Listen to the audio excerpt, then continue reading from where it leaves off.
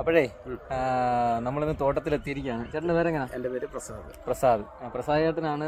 നിങ്ങൾ എല്ലാവരും കൂടെ ചേർന്നോട്ടാണ് ഇത് ചെയ്യുന്നത്? നമ്മുടെ ഇതിൻ്റെ ഒരു മെയിൻ മോലാളി എന്ന് പറയുന്നത് സഹദേവൻ എന്നാണ് പേര്. പുള്ളി ആദ്യം നമ്മളിവിടെ കൃഷി ചെയ്തുകൊണ്ടിരുന്നത് എള്ളുമൊക്കെയാണ്. പക്ഷേ ഈ പ്രാവശ്യം ഞങ്ങൾ എള്ളിടാൻ വേണ്ടി നോക്കിയാണ്.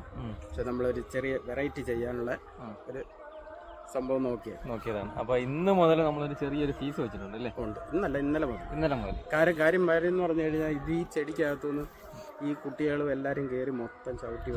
അതെ. അപ്പൊ ഞങ്ങൾ വന്നപ്പോൾ തന്നെ മനസ്സിലായി കേട്ടോ, ഒരുപാട് ചെടികളൊക്കെ അവിടെ ചവിട്ടി താഴെ മറിഞ്ഞു വീണ കിടപ്പുണ്ട്. അപ്പൊ അതുകൊണ്ട് ഇത് നശിച്ചു പോകുന്നതുകൊണ്ട് രണ്ടാഴ്ചത്തോളം ഫ്രീ ആയിട്ട് കൊടുത്തു. പക്ഷെ ഇനി ഇന്നലെയാണ് നമ്മൾ ഈ 50 രൂപ കേട്ടോ, ചെറിയൊരു ഫീസ് വെച്ചിട്ടുള്ളൂ. 50 രൂപ ഫീസ് വെച്ചിട്ടുണ്ട് ഒരാൾക്ക്. അപ്പൊ ഇതിനകത്ത് സൈഡൊക്കെ കെട്ടിയിട്ടുണ്ട്. അപ്പൊ ഇതിനകത്ത് കയറി ഫോട്ടോ എടുക്കണമെങ്കിൽ മാത്രമേ ഉള്ളൂ ഫീസ്. പുറത്ത് വന്ന് കാണുന്നതിനൊന്നും ഫീസ് ഒരു കുഴപ്പം. ഇതിനകത്ത് കയറി ഇത് ചവിട്ടി കളയുന്നതുകൊണ്ടാണ് അവരത് ഫീസ് വെച്ചിട്ട്. കാരണം നശിപ്പിച്ച് അത് ഞങ്ങൾക്ക് മനസ്സിലായിട്ടോ, ഒരുപാട് സാധനങ്ങളൊക്കെ ഇവിടെ ചവിട്ടി താന്നൊക്കെ കിടപ്പുണ്ട്.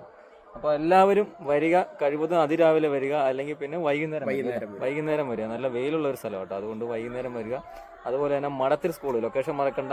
നിങ്ങൾ ഹൈവേ വന്നതിന് ശേഷം മടത്തിൽ സ്കൂളിന്റെ ലൊക്കേഷൻ ഇട്ടാൽ മതി, ഇവിടെ എത്താം. കൃത്യമാണ്. കുതിരപ്പന്തി വന്നേക്ക് പോകരുത്, നിങ്ങൾ കറങ്ങും അല്ലേ?